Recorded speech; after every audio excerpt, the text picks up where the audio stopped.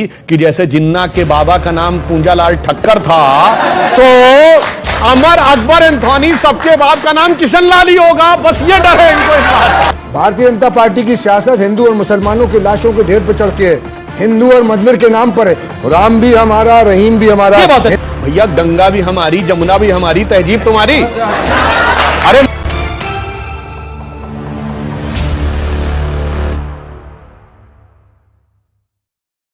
कहना चाहूंगा, अभी इनके मुंह से निकला कि गोले फेंक रहे हैं मंदिर और मस्जिद के नाम पे। मैं विनम्रता से कहना चाहता हूं मान्यवर, गोले मंदिर और मस्जिद में नहीं चलते, जहां मस्जिद बनाम मस्जिद में गोले चलते हैं, बम भी फटते हैं।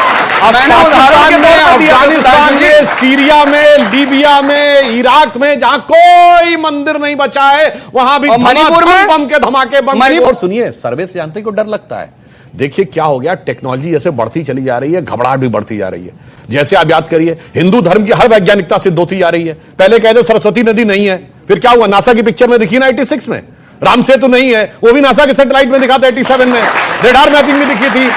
डर जानते क्या है, यहां वो तथा कथित मस्जिद के सर्वे से डर नहीं है। और एक और बात समझिए, अब आप जानते हैं टेक्नोलॉजी कहां आने वाली है जी। ये जो कोरोना की वैक्सीन आई तो जीनोम सीक्वेंसिंग आप लोगों ने बहुत सुना होगा जी। अब जब सबका जीनोम मैप आ जाएगा तो वो टेक्नोलॉजी भी बता देगी कि जैसे जिन्ना के बाबा का नाम पूंजालाल ठक्कर था तो अमर अकबर एंथोनी सबके बाप का नाम किशन लाल ही होगा। बस ये डर है इनको इस बात। ठीक है। एक तो पुष्पा मित्र जो थे उन्होंने तमाम मंदिर तोड़े, एक नहीं बौद्धों के तमाम मंदिर तोड़े।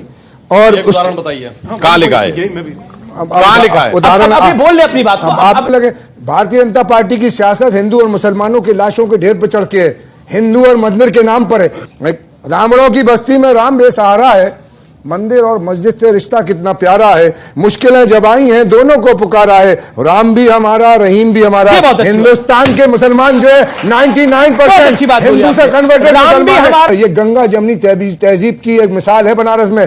देखिए, पहली बात जो इन्होंने कहा कि अकबर की बात कही दीन इलाही को, तो इस्लाम से खारिज कर दिया गया था भाई। उसने तो अपने को खुद को एक प्रकार से पैगंबर घोषित कर दिया था। अरे वहां से जब मुझे समझ में नहीं आता है कि आप किसकी बात कर रहे हैं। एक बात मुझे बड़ी मजेदार लगती है, हर आदमी कहता है गंगा जमनी तहजीब। भैया गंगा भी हमारी, जमुना भी हमारी, तहजीब तुम्हारी।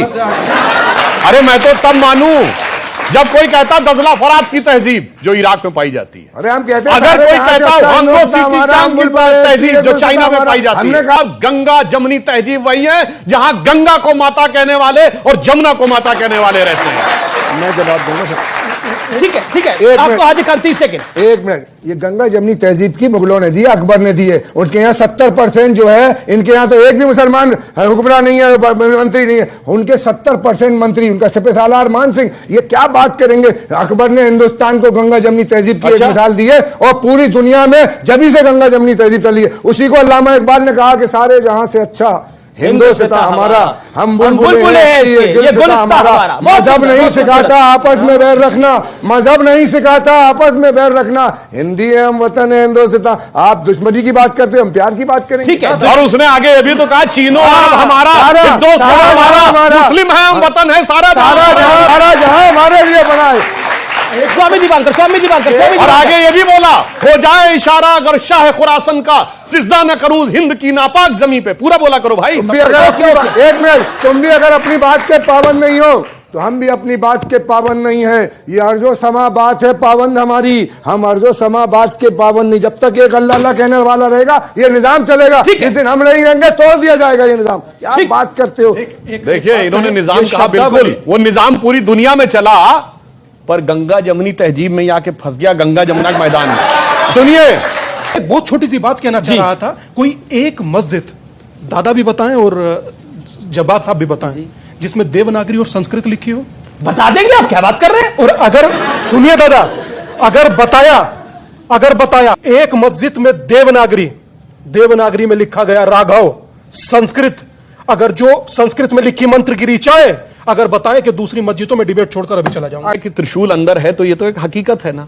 मगर हमने तो कितनी ईमानदारी से, कितनी सहृदयता से, कितना गंगा जमुनी तहजीब से, भाईचारे से इतने साल तक इंतजार किया। मगर वो कबीर का दोहा याद है ना, जो तो को काटा भोए ताहि बो तू फूल। तो के फूल हैं और बाकी है त्रिशूल।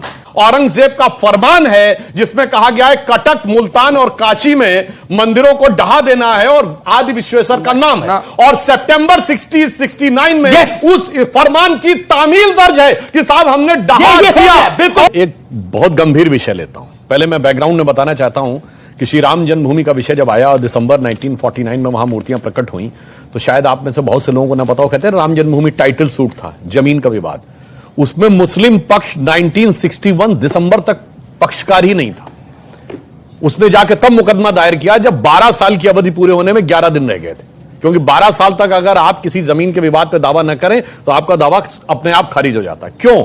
के मोहम्मद साहब ने, जो आर्कियोलॉजिकल सर्वे ऑफ इंडिया के पूर्व ज्वाइंट डायरेक्टर रहे हैं, उन्होंने अपनी किताब में लिखा कि मुस्लिम समाज में बाय एंड लार्ज यह विचार बन रहा था कि हमें इसे मुद्दा नहीं बनाना चाहिए, राम मंदिर को छोड़ देना चाहिए। मगर उस समय के तमाम जो आज के सेकुलर ब्रिगेड, लेफ्टिस्ट, और इन सब ने आकर उनके दिमागों को भरा और मुकदमे को करवाया और आग लगवाई।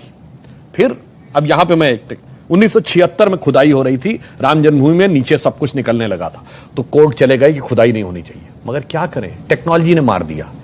2000 का दशक आते आते रडार मैपिंग आ गई। कोर्ट ने यह प्रतिबंध लगाया था कि खुदाई नहीं हो सकती, रडार मैपिंग के तो नहीं, जैसे अल्ट्रासाउंड होता है अंदर आपको दिख जाता है क्या है। अब रडार मैपिंग हुई है, जब अटल जी की सरकार थी, कोर्ट में दिखाया तो कोर्ट ने परमिशन दे दिया। जब नीचे दिख रहा है, उससे बड़ा सैद्धांतिक प्रश्न है क्यों आज जो एक मौका राम जन्मभूमि के समय मुस्लिम समाज ने खोया था, भगवान ने उसे सुनहरी मौका एक बार फिर दिया है। सवाल सिर्फ एक है कि मुगलिया मानसिकता की विरासत को छोड़ना है या ओढ़ना है। अभी सुधांशु भाई को सुना मैंने, इतना बड़ा झूठ बोला इन्होंने सबके सामने, जो कहीं किताबों में नहीं मिलता है, कि यहां तारीख को गलत बयान किया जा रहा है। चलिए गलत बोला हो तो चुनौती जैसे अपनी बोल रहा बातों है पर वो ले बोल लूंगा। रहा है। अगर मासिर आलमगिरी में आप कहीं लिखा हुआ दिखा दो, जो आपको सजा के लिए मैं तैयार हूं। स्कंद पुराण में कहीं लिखा हुआ दिखा दो, ज्ञानवापी मस्जिद नहीं है वहां, लिखा हुआ दिखा दो आप मुझे। चलो ज्ञान और वापी शब्द आप दिखा दो कहीं, ज्ञानवापी लिखा हुआ, ज्ञान और वापी दिखा दो, वहां मस्जिद नहीं है, स्कंद पुराण में लिखा हुआ दिखा दो। ये कोई बात हुई? अरे स्कंद पुराण में मंदिरों का जिक्र आएगा, बिल्कुल आएगा, लेकिन मस्जिद का तो इनकार नहीं है वहां, कि मस्जिद है ही नहीं।